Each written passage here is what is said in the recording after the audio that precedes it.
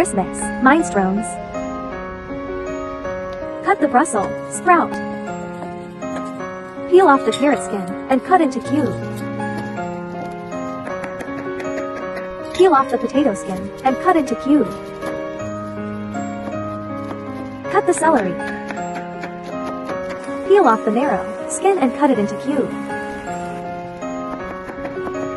Chop the garlic. Slice the beef streaky. Chop the onion.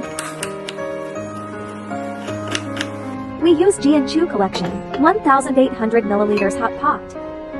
Add in some olive oil. Stir fry onion and garlic until fragrance. Add in the vegetables and stir fry.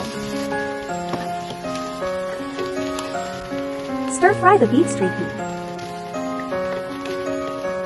Added 100 milliliters water and 400 milliliters chicken broth over the ingredients. 350 grams of tomato puree and some chickpea. Season with bay leaf, black pepper, salt and sugar. Stir evenly. Boil for 15 minutes. Add in your favorite pasta and stew for 20 minutes.